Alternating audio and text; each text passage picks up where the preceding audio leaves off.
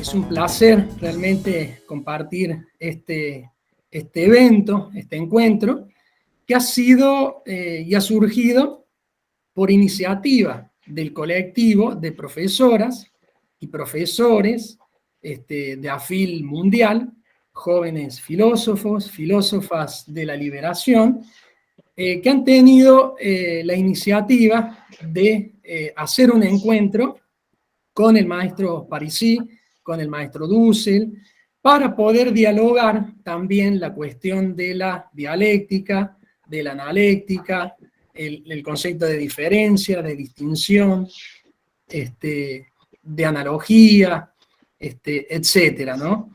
Entonces, la idea es abrir este espacio, un espacio celebratorio, de construcción de conocimiento. Hay que decir, ¿sí? Inicialmente que tanto la posición del maestro Dussel como la posición de Alberto, en un inicio han ido justamente evolucionando y no han quedado, digamos, plantadas, ¿no?, en aquel inicio. Digo esto a propósito en relación al documento, porque muchos compañeros han planteado allí un debate, pero muy fijados en aquellos primeros tiempos, ¿no? Y el pensamiento de ambos han ido evolucionando, ha ido, digamos, atravesando un proceso de diálogo, en donde, por ejemplo, el maestro Parisi siempre ha referenciado la obra del maestro Dussel como una de las principales. Bueno, en torno a la presentación de los dos maestros, voy a decir dos palabras muy breves, porque en realidad no precisan presentación. El maestro Dussel es uno de los principales referentes, constructores de la filosofía de la liberación, a nivel latinoamericano, a nivel mundial, una amplia obra en los campos de la historia, de la filosofía, de la economía, de la ética, de la política, y ahora recientemente de la estética que está aportando. El maestro Parisi ha sido uno de los iniciadores también de la filosofía de la liberación, de los principales iniciadores, con una amplia trayectoria, un trabajo muy importante, que a la vez también fue derivándolo de la filosofía al trabajo social, que es un campo un poco menos explorado, un poco menos trabajado por la filosofía de la liberación, y que Alberto le ha dedicado gran parte de su vida haciendo trabajos de campo, coordinando grupos en trabajos de campo. Y también hay que decir, porque Alberto lo dice siempre, me consta en tantos diálogos y conversaciones con él, él siempre se ha reconocido como uno de los primeros discípulos del maestro Dussel, y como les dije, siempre ha referenciado de manera principal la obra de Enrique. Bueno, nos acompañan, como les dije, el colectivo de compañeros, compañeras de AFIL Mundial, muchos pertenecen a AFIL Argentina, a AFIL Perú, a AFIL México, a AFIL Brasil, etc. En mi caso personal, para ir cerrando, la verdad que me embarga una alegría, una emoción muy grande, porque esto a mí me tocó gestionarlo, nada más, servirlo. Y en el caso personal, inesperado, no meditado ni nada, tener aquí a dos amigos como Parisi, como Dussel, dos referentes y dos maestros míos, a la vez que el maestro Dussel ha sido mi director, mi orientador de tesis doctoral, el maestro Parisi mi coorientador, mi codirector de tesis doctoral. Esto para mí realmente es una casualidad, esto no, para mí no fue esperado y me embarga, digamos, la alegría y la emoción. Bueno, dicho estas breves palabras, tenemos allí un periplo para trabajar. En una primera instancia, Parisi propuso un eje de reflexión que comenzaría él reflexionando sobre la situación de la extinción de la especie, tema del cual se viene hablando hace bastante tiempo y que cada vez parece más efectivo y más concreto. Luego pasaríamos a dialogar sobre el documento que preparamos colectivamente para este encuentro, de acuerdo, ¿no? En primer lugar, yo tengo una lista de los que me habían confirmado, de los que habían participado allí en el documento, para hacer una pregunta cada uno, pidiendo allí el tiempo por la solicitud del maestro Parisi y su, digamos, tema de salud, y, digamos, para luego ir cerrando también con una reflexión en ese tercer punto que proponía Parisi de diálogo, ¿no? Entre el concepto de diferencia, dialéctica, anadialéctica, etcétera, ¿no? Entonces, si te parece, Alberto, damos inicio allí al primer punto, que el maestro Dussel allí, luego de tu exposición, quisiera hacer una reflexión acompañando allí tu postura también, eso sería maravilloso, ¿no? Entonces, bueno, ahí damos inicio al espacio y Alberto, la palabra es tuya.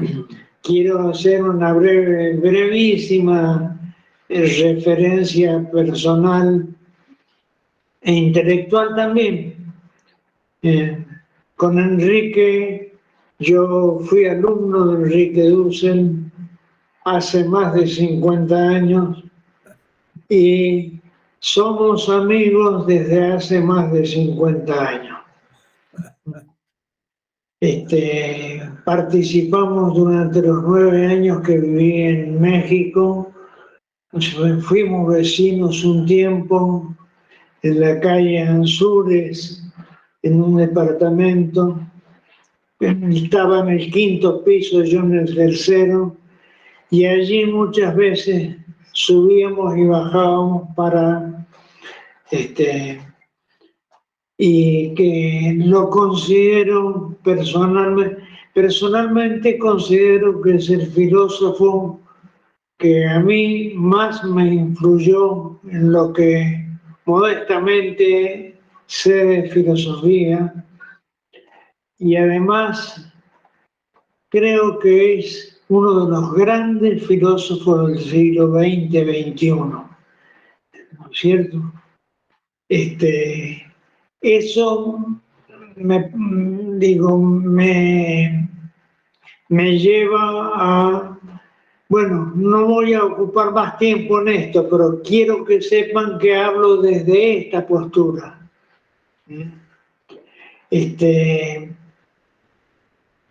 Respecto al tema que mencionó Carlos, yo le propuse que hiciéramos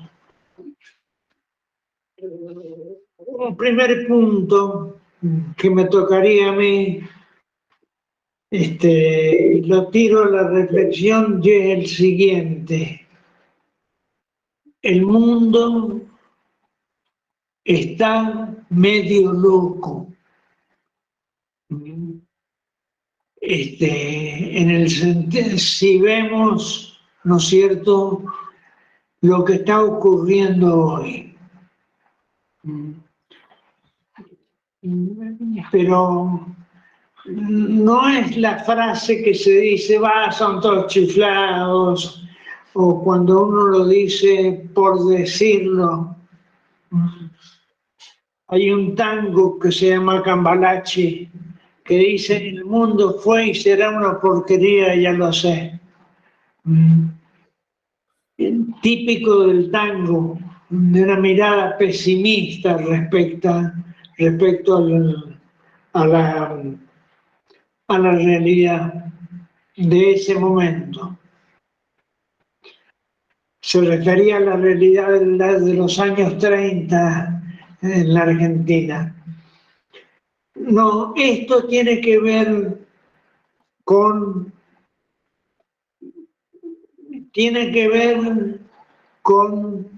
lo que está ocurriendo a nivel macro mundo, donde imaginemos que en manos de grandes irresponsables está la decisión de decir: no me ataquen porque yo tengo armas atómicas. Y como nunca ha salido la amenaza de que hay armas atómicas, cosa que ya lo sabíamos.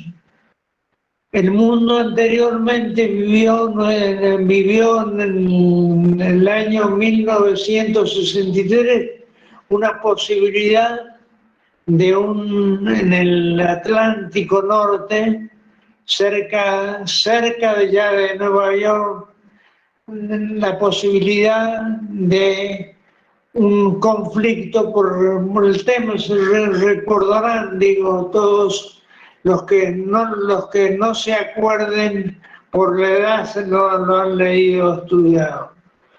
Una cosa muy interesante de paso, hay una película que se llama 13 horas. No es una gran película, pero sí narra que un submarino de la URSS que llevaba misiles atómicos fue descubierto y le empezaron a tirar bombas en profundidad. Entonces, desde el Kremlin le dieron la orden de que disparara un misil hacia Nueva York. Era polaco, el jefe que manejaba, que daba las órdenes dentro de el submarino. Y el polaco no aceptó la orden. Y eso pertenece a la historia. No aceptó la orden, si no hubiera sido. Esa es la previa, digamos, a esto. Pero hoy es mucho más peligroso porque son muchos más los países que están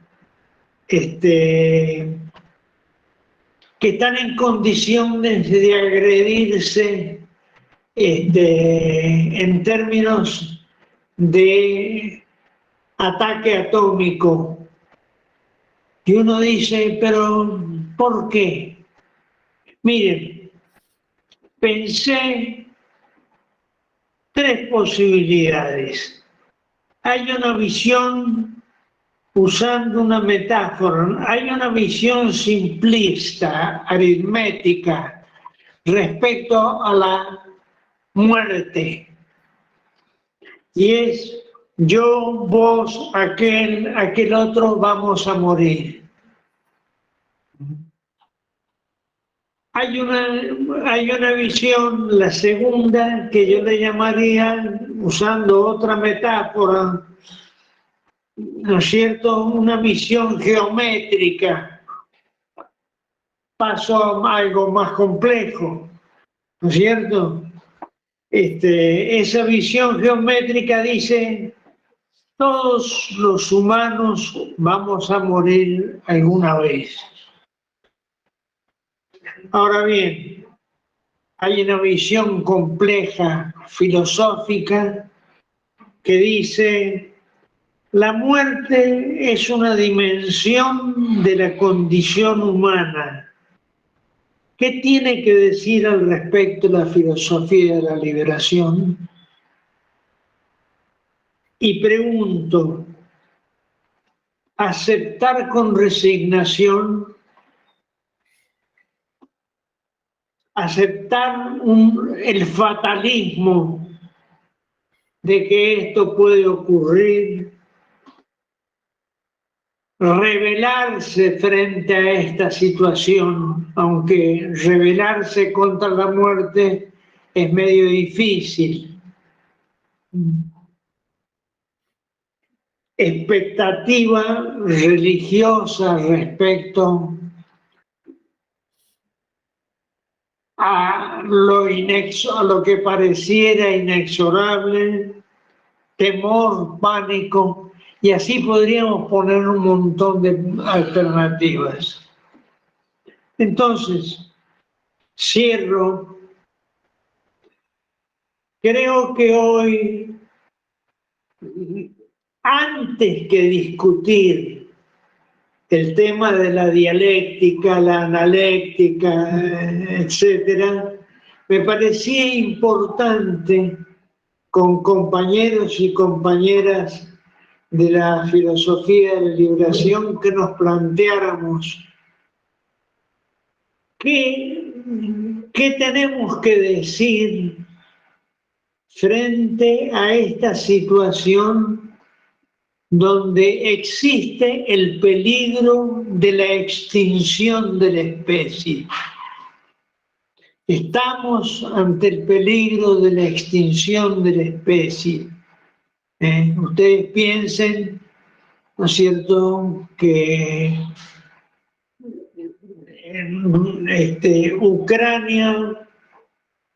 Ucrania puede ser provista de armas nucleares, que el propio Putin ha reconocido que ellos tenían posibilidades de producirlo porque participaron en la época de la URSS. Entonces, primera cuestión que dejo puesta en la mesa es: la filosofía de la liberación tiene algo específico que decir a este respecto. No sé si queremos ahora escuchar la opinión de Carlos había dicho que se discutiera algo sobre esto y después pasáramos al otro punto. Gracias por la reflexión y la orientación allí con la pregunta. En este caso, claro, sería maravilloso allí que el maestro Dussel haga su aporte en relación a la inquietud y al problema que has planteado, Alberto, y bueno, luego allí podemos recoger algunas preguntas, algunas reflexiones breves también para pasar al próximo punto. ¿Qué tal, Alberto? ¿Qué tal, Enrique? Tu propuesta de diálogo me parece muy fundamental en estos momentos de crisis de la humanidad ecológica, la pandemia, que también tiene que ver con el fin de un sistema como el capitalismo, la modernidad, que empieza a ver los frutos de su irracionalidad. ¿Qué tal, Rosita?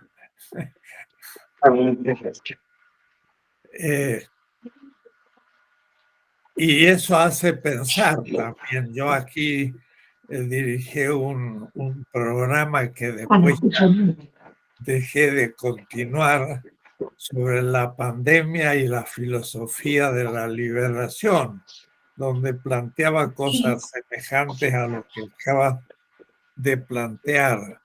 Pero a mí me gustaría radicalizar entonces, porque en el fondo siempre estamos en el límite de la extinción.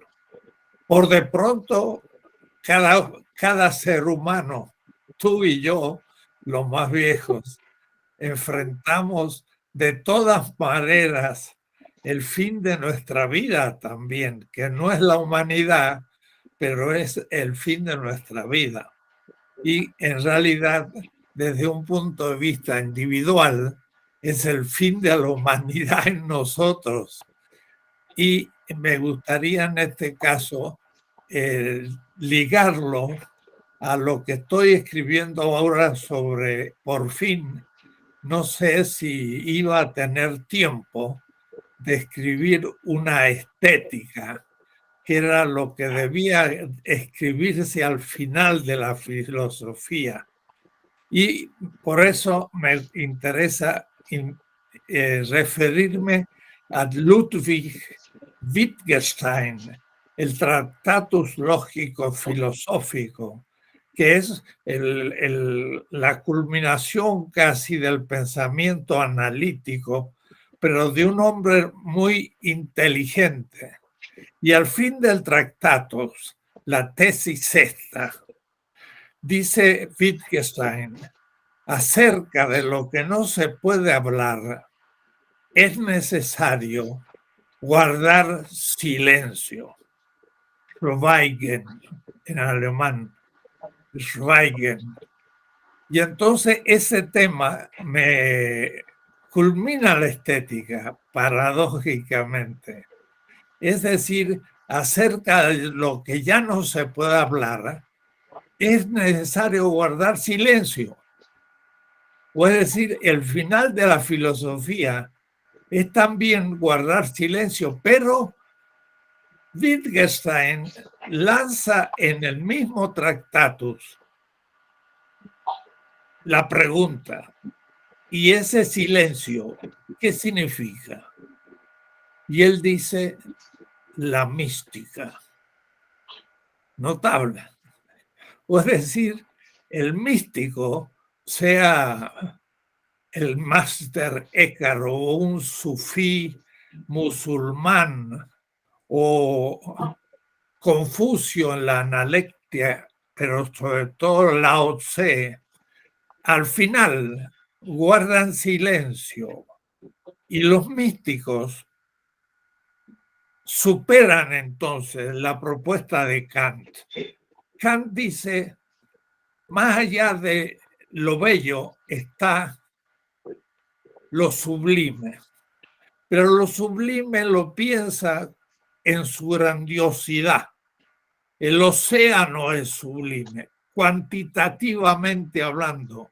Y me ha pasado cruzar 4 veces el Atlántico en barco, no en avión, cuando se hacía en barco. Y cuando uno está en un barco en medio del océano, se acuerda de Kant, porque el océano, yo como tú, Parisí, Alberto, que venimos de la montaña, en la montaña nos sentimos cómodos porque hay siempre referencias y nunca estamos perdidos. Pero en el océano, plano e infinitamente, no infinitamente, pero diríamos en Kant, profundo, uno siente más bien como miedo. Las montañas no me dan miedo, me dan alegría, pero el océano es inmenso. Pero Kant hace lo bello es superado en lo sublime. En cambio, Wittgenstein dice lo bello es superado en lo místico. Y entonces me interesa, para responder un poco a tu pregunta, lo siguiente: ¿qué es lo místico? Y lo místico, al fin, es una profunda alegría subjetiva, es decir, el gusto por lo estético, lo bello. Lo místico es situarse en medio del universo, las estrellas en la noche de los grandes místicos de San Juan de la Cruz o de Nezahualcóyotl, que era un gran místico azteca, rey y al mismo tiempo ingeniero y cantidad de cosas, Nezahualcóyotl. Lo místico es situarse en medio de la naturaleza, pero la naturaleza no como objeto, sino como lo que está a mi espalda, que es mi madre. Decir que el universo es mi madre y la tierra no es una metáfora, es una denominación real. Yo soy fruto de la tierra. porque en la Tierra y en el universo real, a lo subir y la realidad, en esa realidad nació la vida y la vida evolucionó y la vida llegó a ser humana y yo soy uno de esos seres humanos. Y entonces lo místico es situarse dentro de la naturaleza, no como un objeto, sino como una parte de esa naturaleza y alegrarse de ser real entre las cosas reales. O es decir, me tocó ser realidad. Es un poco el pensamiento tupi-guaraní que siente que ha recibido el ser, la realidad, como un don. Y por eso que todos los seres, y especialmente los seres autoconscientes que somos los seres humanos, somos los únicos que sabemos que hemos recibido la realidad como un don. Pudimos no ser. Y yo a mis alumnos les digo, ¿quién mereció ser? Y a su vez, soy uno de los millones de esperma de mi padre que logró fecundar el óvulo de mi madre y soy real dentro de las muchas posibilidades de no haber podido ser. Y entonces el místico es el que ve la realidad y se ve real y agradece al universo el haberle dado la posibilidad de vivir y se alegra ante la belleza de lo que es causa de su vida y es capaz de, sin palabras y sin pensamientos y sin propósitos éticos, vivir la alegría de ser. Y entonces lo que aquel hippie de la Edad Media, muriendo joven, cantaba, se llamaba Francisco de Asís. Era un hippie que murió a los 44 años. Y al morir, aquel hippie dijo, oh Padre, hermano Sol, oh hermana Luna, oh hermano Fuego, oh hermano Viento. Y murió cantando el ser real entre las cosas reales y agradeciendo poder ser y habiendo dado también en su vida gratis como un don, el don que había recibido de su realidad. Y eso es el tupi-guaraní. El tupi-guaraní que sabe que ha recibido la realidad de los dioses, se siente deudor. Y entonces, como se siente deudor, la única manera de pagar un don es dando gratis. Y cuando llegaron los españoles, los tupis guaraní les dieron alimentos, porque así donaban y se libraban de la deuda de ser ellos mismos un don. Y los españoles aceptaron para comer lo que les daban los tupis guaraní. Pero a la próxima cosecha, los tupis guaraní les dijeron, ustedes recibieron gratis, eso era un tratado y ahora tienen que trabajar para producir de nuevo la cosecha para tener alimentos. Y los españoles dijeron, no, eso de trabajar no, porque los españoles se creían dignos de ser lo que eran y no debían nada a nadie. Pero los guaraníes sí tenían una visión del ser propio como don.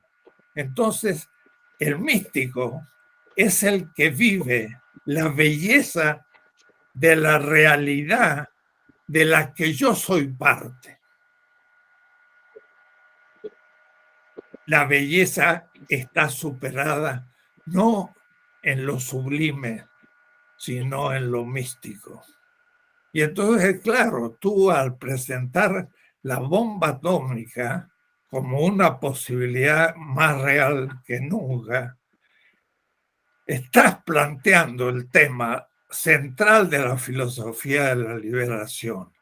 Si tengo que liberar a los pobres, si tengo que liberar a los dejados de las manos de la civilización moderna, si tengo que liberar a las mujeres, a los ancianos, lo que había dicho el gran Hammurabi en su código, hice justicia con la viuda, con el huérfano y con el pobre, eso se hace más presente.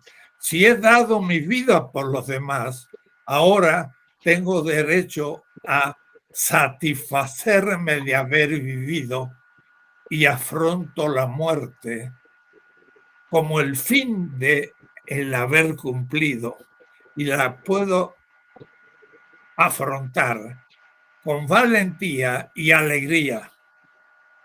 Mi hermana, cuando se fue hace 3 años, estaba en un hospital y una señora al lado dice, yo me siento un poco como la ola que va llegando a la costa, porque estábamos muy mal y mi hermana tenía un mal de pulmón muy grave y morirá por eso. Pero mi hermana con gran sabiduría le dijo, la ola llegará a la costa y se reincorporará al universo del cual surgió. Y entonces la filosofía de la liberación da la alegría ante el deber cumplido de haber dado gratuitamente como un don la propia vida a la vida. Y entonces esto parte en el momento en que la filosofía llega a su fin, Schweigen, en que llegue al silencio y en cierta manera ha dado vuelta a todos los grandes temas, pero como una espiral, no como un círculo, porque la nueva generación retomará lo que estamos pensando y relanzará los temas en la escuela de la filosofía de la liberación que tú y yo hemos generado. Por eso que no lo veo con negación, como negación puramente el final, sino lo veo como remate feliz de alguien que recibió el ser gratuitamente y lo dio durante su vida gratuitamente, liberando a los maltratados de la historia.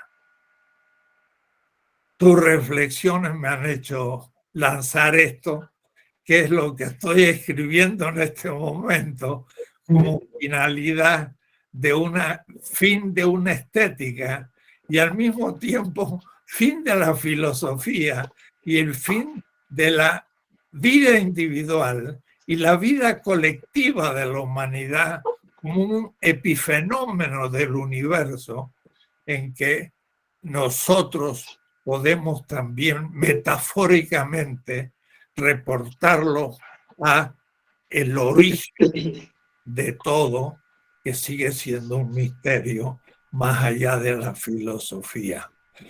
Lo tuyo me movió a lanzar un grito de alegría y no de pesimismo. Pero, cuidado, también tenemos que ahora reflexionar sobre la gravedad ética del momento que estamos viviendo, pero para el cual la filosofía de la liberación tiene una palabra de esperanza, como diría Ernst Bloch. Carlos, empecé a responder la insinuación de Alberto. Muchas gracias, Enrique, muy interesante. Muchas gracias, Alberto, también. Bueno, yo daría un pequeño puntapié inicial con una reflexión para ir allí, digamos, favoreciendo también las preguntas de algunos compañeros, compañeras en torno a este eje, para luego pasar al eje del documento. Bueno, en realidad, en relación, haría una reflexión, pequeña reflexión crítica en torno a lo que planteó Alberto y lo que ha planteado Enrique, ¿no?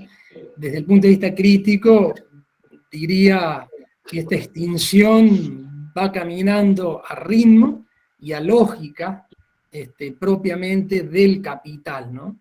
¿Qué sería esa lógica? Destruir lo que sustenta, destruir esa madre tierra de la que habló Enrique, destruir lo que nos posibilita, lo que posibilita la vida, es decir, destruir a lo otro, es decir, a la naturaleza, a la diversidad cultural, a lo otro como diversidad. Y, digamos, cuando iniciamos, por sugerencia de Enrique, también el primer año de la pandemia, aquel seminario sobre el COVID, sobre la pandemia, había presentado en mi caso una pequeña hipótesis en donde también voy mostrando en mi caso esta lógica de funcionamiento, ¿no? Hasta el COVID funciona con la lógica del capital, ¿no? El capital que depende del trabajo vivo como célula, y el COVID que depende de la célula sin la cual, si no contamina o no mata, dicho virus no es, ¿no? Entonces, en mi caso es dar este puntapié inicial con esta pequeña reflexión, ¿no? Esa extinción de la que habla Alberto va al ritmo, ¿no? Y a la lógica del capital, y significa destrucción de lo otro y de esa base que posibilita la vida, y autodestrucción también del capital. Son dos elementos que son analógicos, pero no idénticos también. Entonces, es un fenómeno que nos plantea grandes desafíos, y qué mejor que asumirlos desde la actitud también que nos propone Enrique, esa actitud, digamos, constructiva y de no renuncia a una alegría, ¿no? Entonces, bueno, de esta manera doy allí puntapié inicial para algún compañero, algunas compañeras que quieran realizarles alguna pregunta. En realidad los dos, por eso, digamos, habría que ser allí también puntual, ¿no? Tanto para Enrique como para que responda allí Alberto, ¿no? Bueno, compañeros, allí está abierto el micrófono. Los que quieran, las que quieran preguntar. Gabriela Telles ha levantado la mano. Sí, Gabriela, si quieres abrir tu micrófono. Claro que sí. Buenas tardes. ¿De dónde viene Gabriela? Soy de la ciudad de Monterrey, en Nuevo León, México. Ah, sí. La ciudad de las montañas. Maestro Dussel, maestro Parisi, un placer y un honor estar aquí en presencia de ustedes. Muchas gracias, doctor Carlos, por la invitación. Y la pregunta que tengo es relacionada al feminismo. ¿Cómo pensaron la cuestión del feminismo y a la mujer? ¿Y cómo piensa hoy dicho tema la filosofía de la liberación? El tema de la mujer, aunque parezca atrevido, fue en 1971 uno de los tres grandes temas de la filosofía de la liberación. Y le voy a decir en dónde se origina.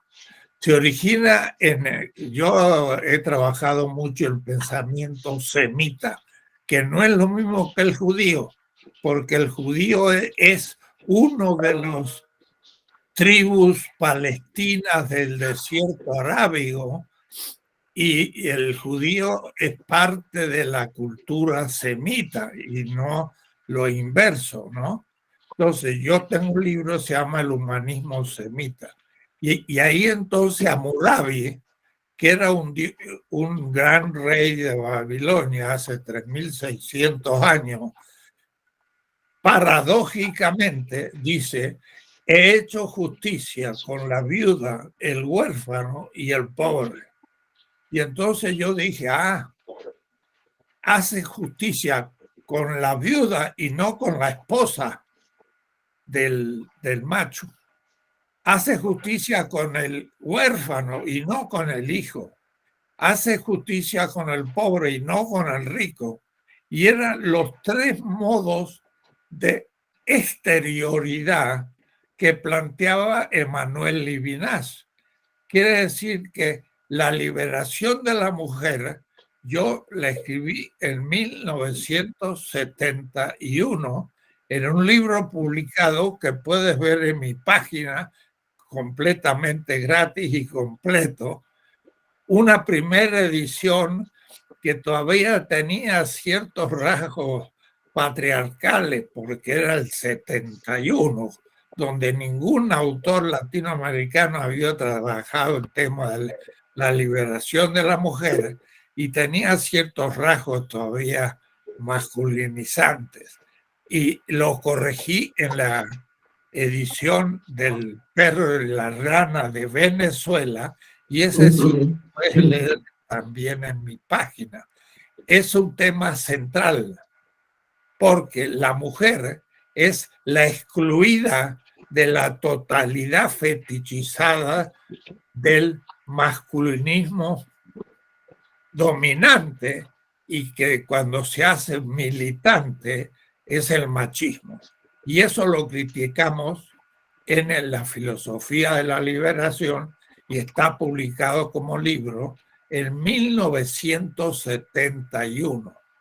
No puede decirse que no fue trabajado, pero era más el tema de la sexualidad contra Freud. Después se va a plantear el tema del género, que ya es distinto, porque alguien puede tener un sexo masculino, pero situarse socialmente y por hormonas y una cantidad de modificaciones del cuerpo que estamos todavía analizando, situarse socialmente como mujer siendo sexualmente como varón. Es un caso del gay, o lo contrario, mujeres que se sitúan socialmente como varones y forman una pareja con una mujer. Entonces esas cosas todavía yo no las podía analizar en el año 71, pero hemos crecido, y eso está escrito en artículos perfectamente. He dirigido muchas tesis feministas y he aprendido también de ellas. Respecto a lo que dice Gabriela y añadiendo a lo que ha planteado Enrique, ¿cierto? La filosofía de la liberación no solamente, o si nos venimos a nuestra época, no solamente toma el discurso del género, la temática de género, que es fundamental para entender el problema de la opresión de la mujer por parte del varón.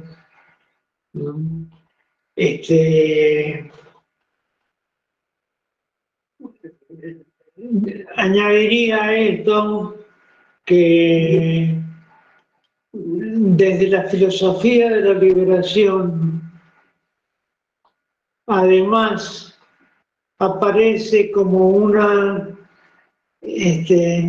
necesidad fundamental relacionada al tema liberación. La filosofía de la liberación es filosofía de la liberación. Por lo tanto, se enfrenta al tratar este tema, se enfrenta con uno de los lugares clásicos de la opresión de los seres humanos, en este caso varón, mujer, cuando trata de economía sobre capital y trabajo, ¿no es cierto? Y así en distintos tópicos, ¿no es cierto? Lo que quiero decir es que no es cualquier tema, el tema de la liberación de la mujer.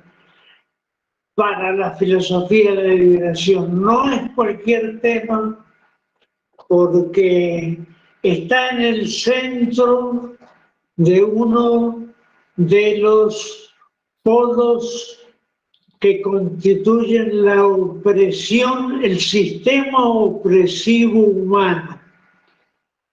El sistema opresivo humano, digamos, se relaciona con el clasismo, con el problema de género, con el problema de la dominación por clases,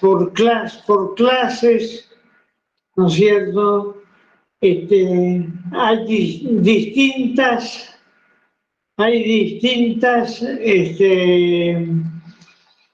distintos polos que tienen que ver con el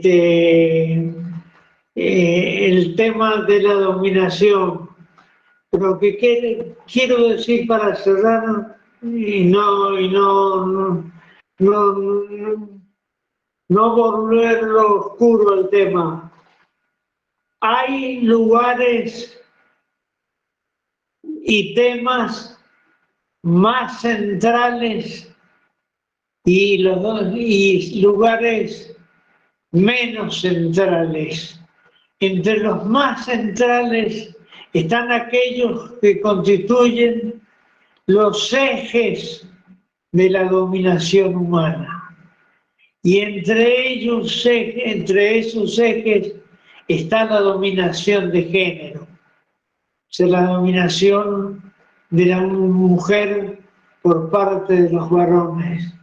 Y eso desde hace, digamos, desde que el hombre salió de la caverna hace 15.000 años, por poner una fecha seguramente más atrás, también fue igual, pero desde la revolución urbana, desde la revolución agraria y desde allí en adelante ha sido así. Entonces, también sumado a esto, otros polos, como mencioné recién, como es el polo clasista, como es, ¿no es cierto?, el polo relacionado con... Perdón. Racismo también. El racismo, exactamente, que se me estaba pasando el racismo, ¿no es cierto? Digo, esos son lugares fundamentales, ¿no es cierto?, que tenemos que tener en cuenta. Tocar el tema de la dialéctica y la analogía para no dejarlo demasiado fuera. Y lo querría situar a un nivel que no es habitual. Es la analogía en el pensamiento de Marx, Carlos Marx, que el marxismo-leninismo ignoró. Y Engels ignoró. Pero Marx no. quiero enunciar el tema de la analogía y no solo la dialéctica en el pensamiento de Marx. Mira, hablando de eso, se puede leer el libro que acaba de salir en la editorial ACAL, que es una antología de filosofía de la liberación, donde se dedica 200 páginas a Marx y se ve el tema de la analogía en Marx. Les voy a decir en qué consiste. Claro que supone que ustedes conocen el marxismo, lo cual no es muy frecuente, pero Marx dice, en el tiempo necesario para reproducir el valor del salario, eso se llama el tiempo pagado, porque el capital paga al obrero un cierto salario que se reproduce en el tiempo necesario. Pero el tiempo que va más allá del salario es un plus tiempo de plus trabajo que no se paga. Y dice Marx, en el plus tiempo de plus trabajo, el trabajo vivo del obrero crea valor de la nada del capital. Usa la palabra Schöpfung, que significa creación de valor, y que el capital no paga, por eso surge de la nada del capital, es gratis. Y ese es el tema de la analogía. Él usa la palabra en el tiempo necesario, reproduce el valor del salario, pero en el plus tiempo no reproduce ni produce, crea, y usa la palabra crear de la nada, creatio ex nihilo.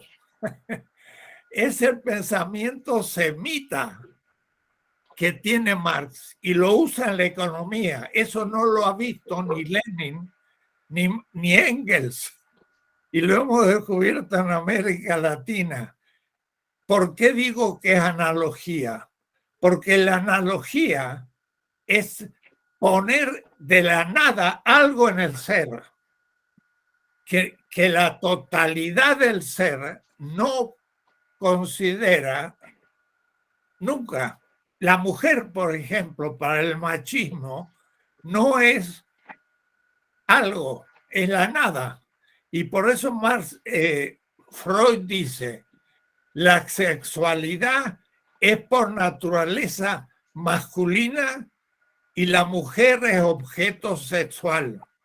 Freud es un machista y dice que la mujer es nada porque es objeto, y el ego fálico, que es la traducción sexual del ego cogito de Descartes, el ego fálico constituye a la mujer como la nada,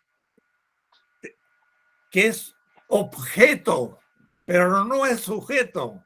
Y por eso Freud es también un machista, y por eso he criticado a Freud. Pero Marx no. Marx dice, el trabajo vivo crea valor de la nada. Es como en la cuestión sexual, la mujer aparece en la relación desde la nada del machismo y crea una nueva pareja. Y eso no es dialéctico, es analéctico, porque surge algo de la nada y moviliza la antigua totalidad como una nueva y no la expansión de lo mismo, que era el movimiento dialéctico de Sartre en la crítica de la razón dialéctica.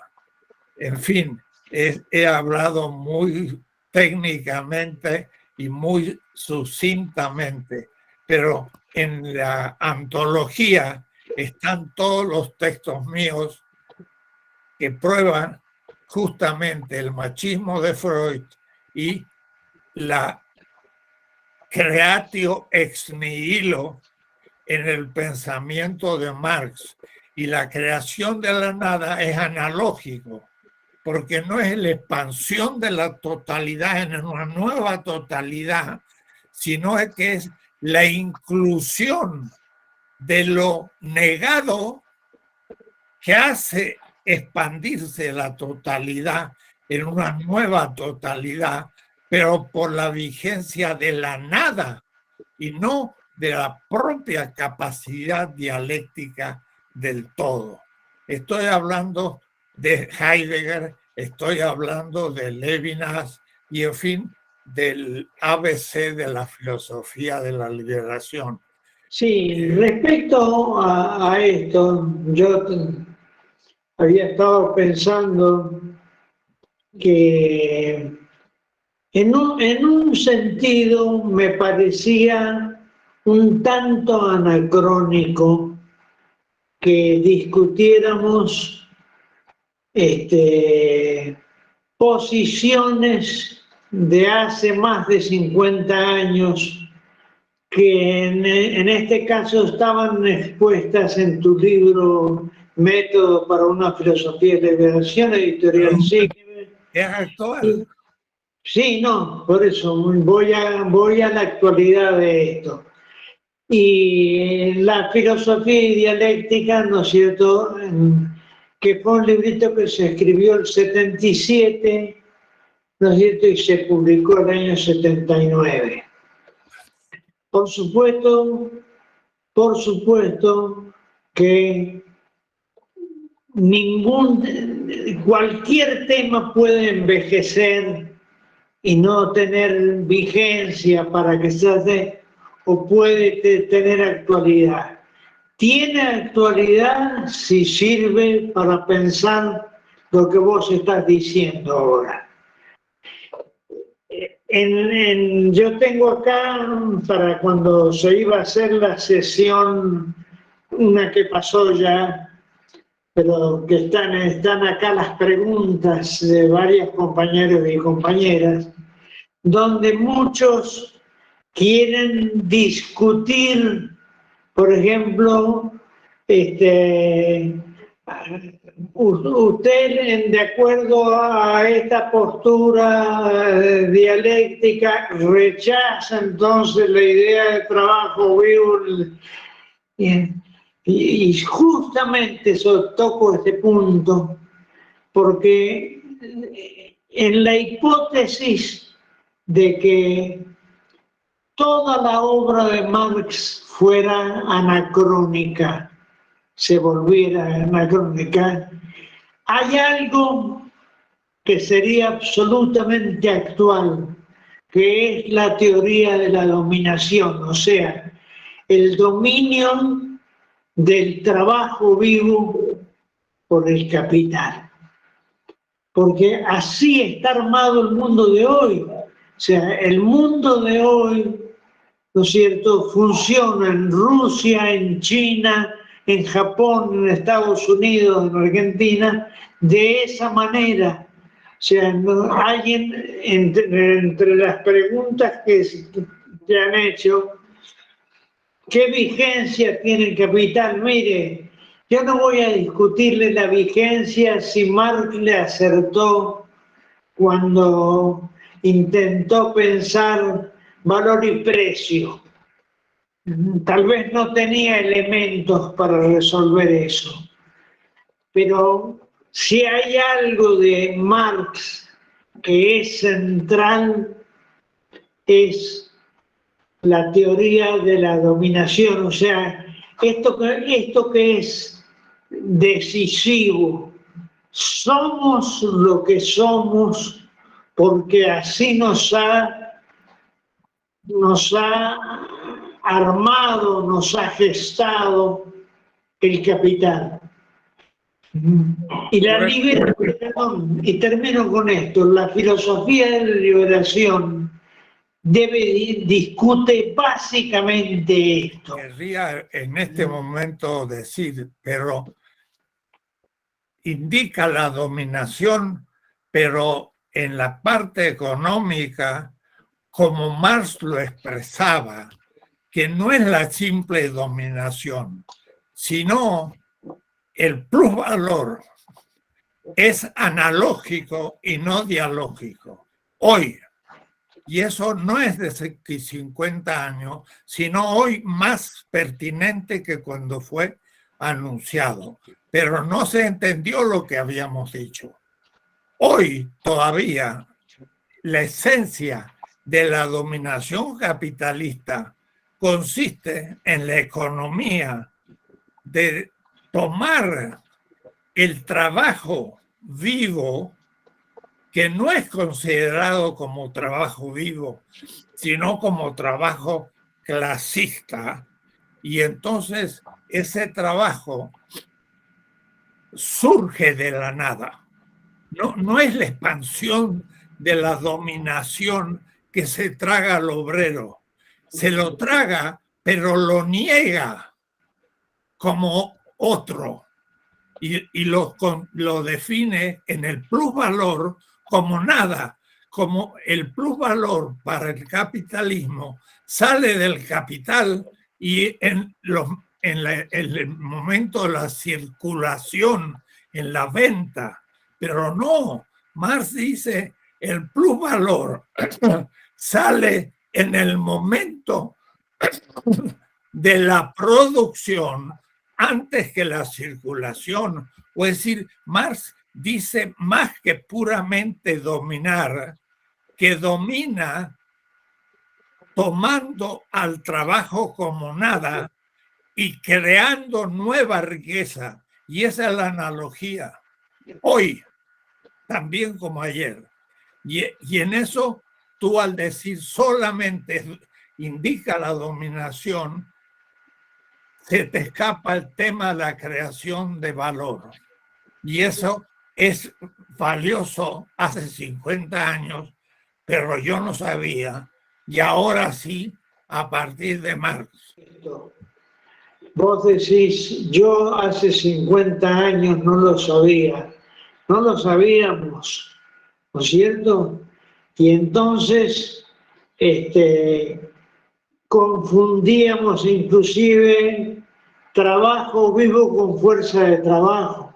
Claro. ¿Cierto? Y resulta que el trabajo vivo es más que la fuerza de trabajo. Claro. La fuerza de trabajo, al ser explotada, ¿no es cierto?, va a convertirse ella misma se va a convertir en la mercancía, en mercancía. O sea, somos mercancías. Nuestra subjetividad es mercancía. Es constituida como mercancía. Es constituida como mercancía. Bueno, eso es fundamental y eso no aparece en las preguntas cuando se había planteado hacerlo hace un tiempo atrás. Yo acuerdo totalmente con eso y me parece que ese punto, ¿no es cierto?, está trabajado básicamente en tu obra. Yo no lo he visto trabajado en otra obra. En otras dimensiones no lo he visto trabajado en otros autores. Por eso dice, Marx, un ricardiano de izquierda, ¿no es cierto?, que tuvo su importancia. Eso era la intuición primera que se ha desarrollado en la filosofía de la liberación.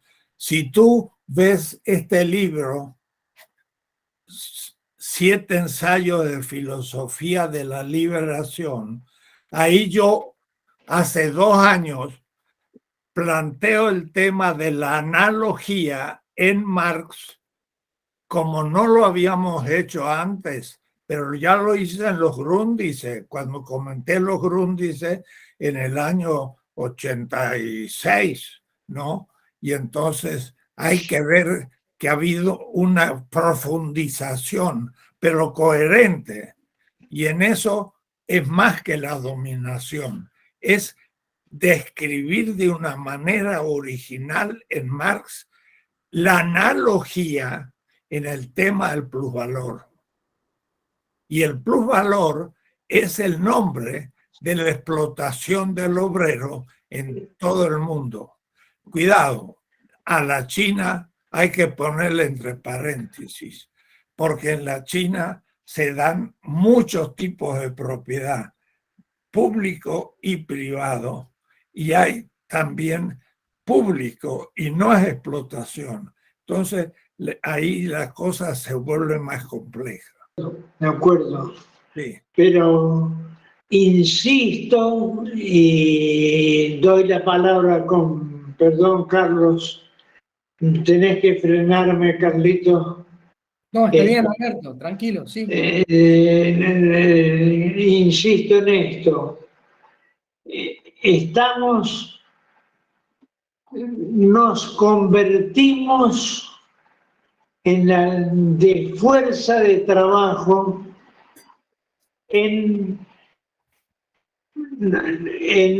de fuerza de trabajo nos convertimos en trabajo vivo que queda definido, el trabajo vivo queda definido como mercancía, en la forma de mercancía. Sí. Esto afecta nuestra subjetividad, la familia, las relaciones vinculares en general. Y esto es fundamental verlo. No es solo la lucha vos tenés razón, la lucha de la opresión.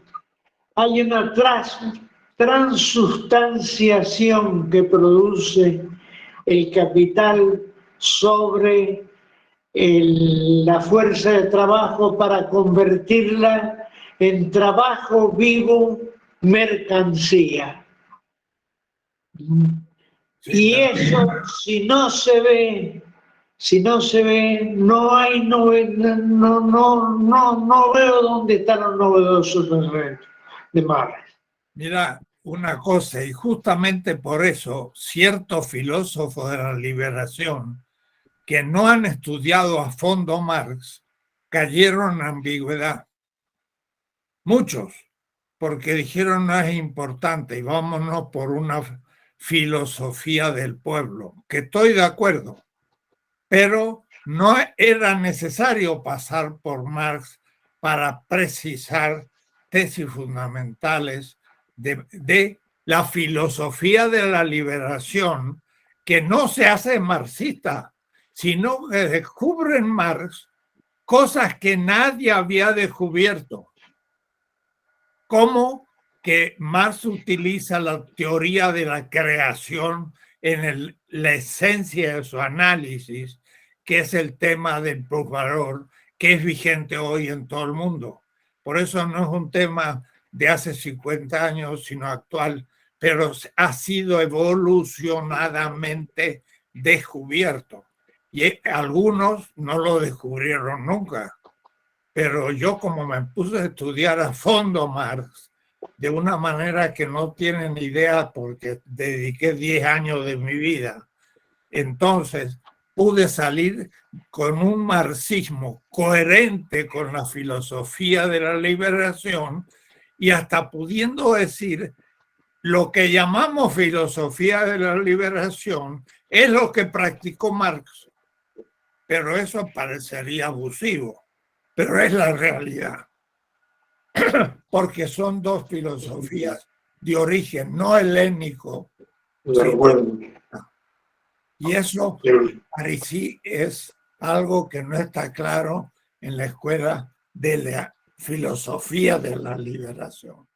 Bueno, el comentario, y justamente para tomar la reflexión que hacían los maestros, en especial en esta recuperación crítica de Marx, ¿no? La descolonización de Marx, que es también lo que se está viendo últimamente aquí en la filosofía de la liberación y en general también en Latinoamérica, en la periferia del mundo, ¿no? Y en ese sentido, recuperando también al compañero que, pues lamentablemente se nos perdió a Juan, no se nos perdió, se nos fue a Juan Bautista, ¿no? Sí. Haciendo un trabajo crítico en ese sentido, ¿no? A Juan José y a Hinckelhammer, al maestro Hinckelhammer también en su crítica de la ley, y al maestro Dussel con sus 4 tomos sobre Marx, sus 4 tomos críticos sobre Marx, ¿no? Y cómo esto nos ayuda a pensar lo que nos decía el maestro Dussel respecto a que en Marx hay un núcleo ético, ¿no? Hay un núcleo ético. Y a propósito de que la estética es su último trabajo, el que está realizando el maestro Enrique, también habría justamente en eso ético algo estético, ¿no? O tendría en cierta medida eso que es bueno para la vida, o que es vida, digamos, ¿no? O que permite la vida es lo estético, ¿no? Que decía el maestro Dussel. Es decir, el vitalocentrismo, que ya nos ha estado acercando, o que nos acercará también en su libro sobre estética. Entonces, yo siendo más apegado a la cuestión del derecho y a la criminología, al derecho penal, ¿no? Exactamente, pensaba justamente la exterioridad, las negatividades de nuestros sistemas son usualmente ese pobre, ¿no? Ese pobre, ese excluido, ese criminal en algunos casos, ¿no? Ese criminalizado, ¿no? Claro. Muchos de los luchadores sociales han sido siempre criminalizados. Aquí y en la China, como diríamos en Latinoamérica, la expresión que tenemos para referirnos a esto, ¿no? Entonces, justamente, y también a propósito de la otra política que fue el diplomado que se hizo con Morena, sí. Otro derecho también desde la filosofía de la liberación se tiene o ya se está planteando con compañeros como Carlos Silva en Argentina, o de repente Wolmerk, ¿no? En Brasil, o la compañera Hopkins, Alicia Hopkins en México, ¿no? Tomando como categoría crítica la comunidad para la construcción de una alternativa al Estado liberal, ¿no? Donde se propongan, por ejemplo, cuestiones como la producción de un poder popular, como lo dice la Constitución venezolana, ¿no? Lo propone la Constitución venezolana, y de hecho hay una ley orgánica que desarrolla la constitución de un poder popular. Entonces, en este sentido, yo diría, ¿cómo pone las bases o cómo ayuda la analéctica, la analogía y la exterioridad como a categorías para construir ese otro derecho, ¿no? De los oprimidos y de los excluidos, que es justamente lo que está trabajando en el derecho penal en específico y en la criminología, que es en este caso el área que como abogado a que me aboco para poder también ir colaborando en este proceso de descolonización epistemológica también, que es uno de los temas actuales que vamos trabajando en los filósofos, ¿no? La filosofía de la liberación en general y los compañeros que estamos afines a ella. Es que en el derecho vigente liberal hay sujetos que no son sujetos, que son objetos. Y Vollmer habla entonces del nacimiento de una nueva filosofía del derecho que se le da palabra a los que no lo tienen y se le da derechos a los que no tienen derecho. Pero esto supone entonces la totalidad de un sistema liberal vigente que es dominador de aquellos que excluyen de ese derecho vigente. Y entonces, eso sería el primer momento. El segundo momento es cuando negamos la pretensión de universalidad de ese derecho liberal vigente. Y tercer momento es cuando las experiencias de un ejercicio de un derecho en una favela o entre los indígenas o en los movimientos feministas o entre las razas no blancas tienen derechos, y cuando esos derechos se hacen vigentes, pasamos a un tercer momento, que es el surgimiento del nuevo derecho.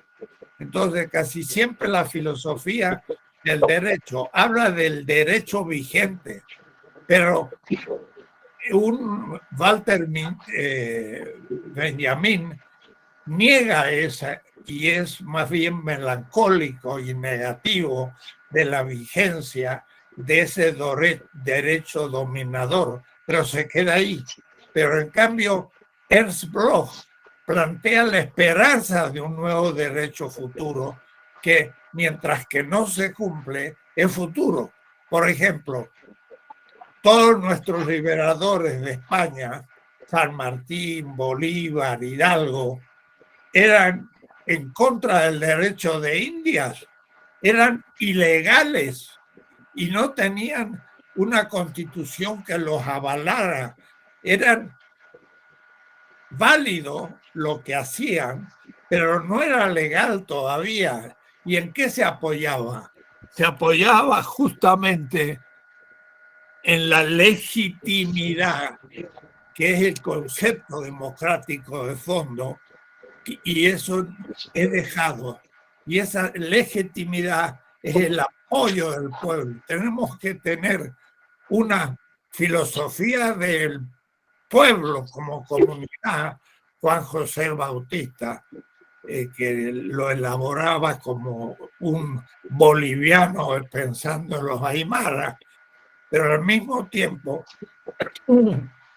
negar el derecho vigente y luchar por un nuevo derecho. Y en México en este momento estamos en el tercer momento. Estamos creando una nueva situación política y por eso hablamos de la otra política, la del movimiento Morena de regeneración nacional. No negamos el Estado, pero el Estado es servicio del pueblo. No somos anarquistas ni estamos con Sibesi, sino con los que tienen la idea de un Estado fuerte, pero un Estado que defiende al pueblo contra el imperio. Entonces, es una política que se fundamenta en un derecho que no tenemos porque hay que hacer nuevas constituciones, como la venezolana, la ecuatoriana, la boliviana, y entonces sí ya empezamos a tener un tercer momento de la filosofía del derecho. Eso ya es filosofía del derecho, en la filosofía de la liberación, donde ya se está haciendo escuela, pero es necesario caminar bastante en ese camino, porque San Martín era ilegal, Hidalgo era ilegal del derecho de Indias, y el crucificado fue crucificado por la ley, y eso es Pablo de Tarso, Quinquelamer,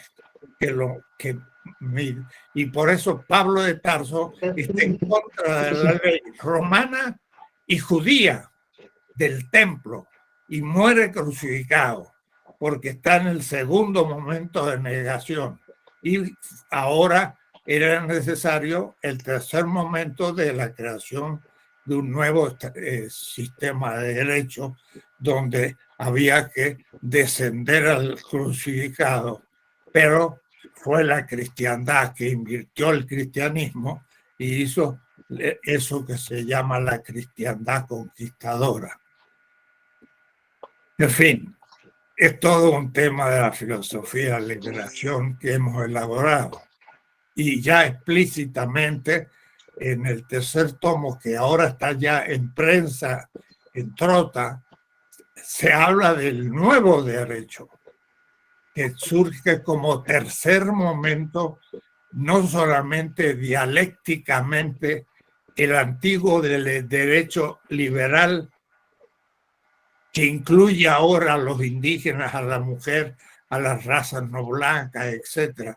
No es eso, es la irrupción de esos que eran negados, que niegan el sistema y crean uno nuevo. Y ahora sí, San Martín, Hidalgo y Bolívar quedan justificados, pero murieron sin ley. Y qué decir Hidalgo, que es como el crucificado, padre de la patria, pero no pudo nunca ser justificado por ninguna ley, porque estaba antes y dando los supuestos de la ley futura, que era la liberación de España contra las leyes de India. Entonces sale de ahí el tema de los derechos, muchos otros temas que tienen que tratar la filosofía de la liberación y que ya ha tratado ahora y hay que avanzar. Sí. Gracias, Enrique. Alberto, ¿querés responder allí? Yo soy ajeno al derecho y lo que ha planteado Enrique lo he aprendido ahora y sé que el derecho, ¿no es cierto?, se creó para las clases dominantes, lo que la crearon las clases dominantes, ¿no es cierto?, para justificar su posición dentro de las sociedades. O sea que todo movimiento libertario o libertador tuvo que cuestionar finalmente a ese derecho. La reforma universitaria del 18, por ejemplo. La reforma universitaria del 18 no solo es un cambio en términos de que las cátedras, que habrá concursos, que las cátedras dejan de ser unipersonales, etcétera, etcétera. Había que cambiar las leyes que regían la vida universitaria.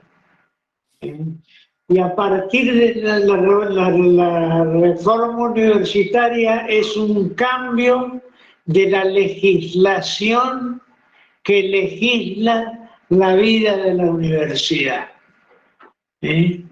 Entonces, creo, Enrique, en las 20 tesis de política, creo que ha planteado con mucha claridad el tema de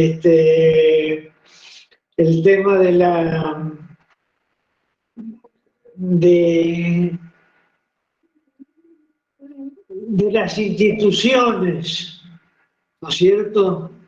O sea, mientras una institución domine la forma de ser y de funcionar de una comunidad, ¿no es cierto?, esa comunidad va a responder a lo que está instituido por esa institución. Las leyes son parte de esa institución. Solo cuando el estado de opresión es muy intenso, ¿no es cierto? Enrique plantea en las 20 tesis políticas, ¿no es cierto?, el Estado aparece lo que, recordando al alemán aquel nazi, que llamaba el estado de excepción. Creo que queda evidente que la filosofía de la liberación ha avanzado en muchos temas particulares y tú mismo estás aceptando que en filosofía del derecho no has podido avanzar como han avanzado filósofos de derecho en la filosofía de la liberación, como Vollmer y Hinkelhammer y otros, ¿no? Pero hemos avanzado en muchos temas y que no son los originarios. Quería referirme a la hiperpotencia, ¿no es cierto? La hiperpotencia que rompe y acaba con una legalidad e instaura una nueva legalidad. Claro. ¿No es cierto? Y eso surge desde abajo. Desde afuera. Desde fuera del sistema vigente. Claro, es lo negado como nada. El ser es, Claro. no ser no es, pero el no ser eran todos los bárbaros. Eran, pero no para Parménides. Y el surgimiento del no ser como ser futuro es la analogía. En fin, ahí el tema no lo hemos tratado, pero yo... No lo vamos a poder estar como muchos otros temas que están presentes acá. Sí, y yo lo he planteado en este librito. 7 ensayos de filosofía de la liberación en un congreso mundial de analogía en Polonia hace 3 años y está publicado en Trota, así que se puede ver mi posición sobre la analogía hoy, no en el origen. Quería yo retroceder un poco cuando empezamos hablando del peligro de que el mundo entre en un proceso de autodestrucción. Porque no es un aerolito que va a venir, va a chocar y va a partir la tierra, sino que somos nosotros. Y me quería referirme, mencionar nada más. Por un lado,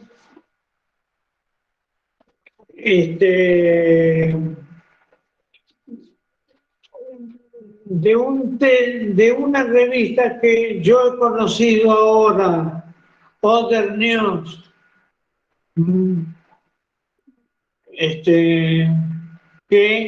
cuya sede está en Italia. Se publica en inglés y en castellano. Y Other News ha publicado actualmente un texto para ver la crisis de nuestra época. Voy a leer 6 líneas, ¿me permiten? Dice: el 11 de enero pasado, Naciones Unidas lanzó el mayor llamamiento de ayuda para un país en toda su historia. Solicitó más de $5.000 millones porque si es, por cierto, de los signos porque si es, por cierto, de los afganos, lo de los afganos no tienen para comer y casi 9 millones corren el riesgo de morir de hambre, incluyendo 1 millón de niños. Digo, esto es un signo de los tiempos. O sea, es parte de esa posibilidad de autodestrucción. Y quería referirme también, bueno, página 12 sacó los silencios de Ucrania, a Boric, el actual presidente chileno. Y allí plantea una cosa muy interesante, cómo se le ha dado en Europa una importancia fundamental al tema de Ucrania, y el caso chileno, que es fundamental, no ha sido casi mencionado. Signos de los tiempos que sí ahora tienen que ver no solo con lo que tratamos al principio, sino ahora con las dimensiones éticas de lo que hay que discutir y que la filosofía de la liberación debe tratar. Perfecto, Alberto. Yo lamento que no hayamos podido discutir más sistemáticamente, ¿no es cierto?, lo que plantearon muchísimos compañeros y compañeras. Recién estaba viendo el nombre de Nadia Heredia allí, que es a quien conozco, además de Enrique y vos, porque están los textos y en las preguntas que se habían hecho para la otra. Pero quedamos, digo yo, como en deuda para discutir estas cuestiones. Obvio que no es, y cierro con esto, de parte mía, obvio que lo que se discutió se escribió hace 50 años, no es caduco hoy, porque depende de cómo se lo trate y cómo se lo elabore y qué dimensiones se traten respecto a ello. Pero había entre los planteos que están acá presentes, que en el texto que vos armaste, que armaron entre todos,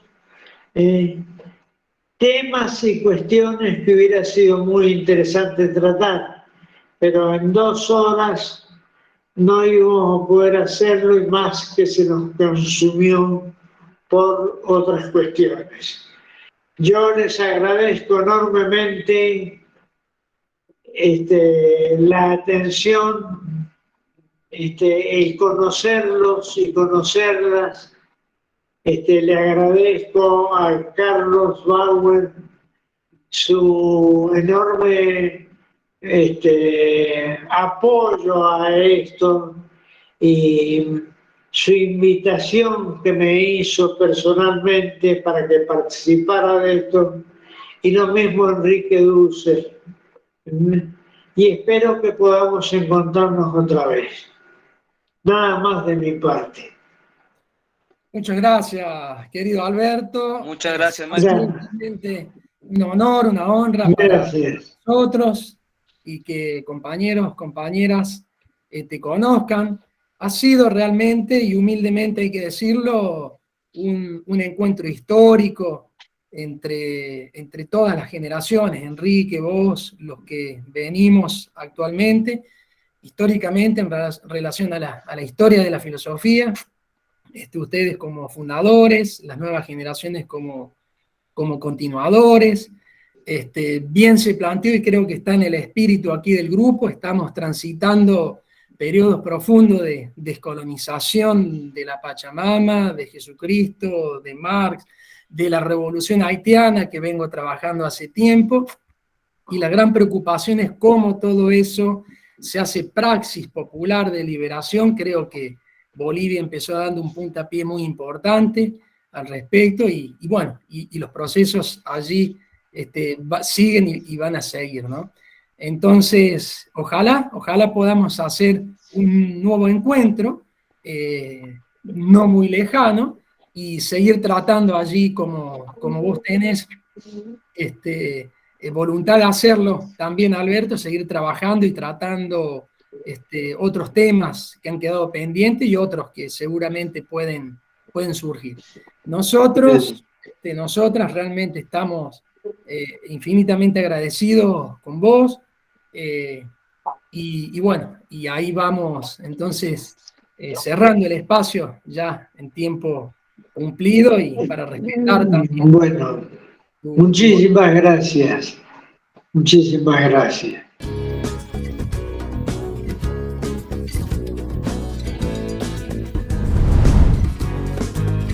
Trama al Sur, un canal social latinoamericano.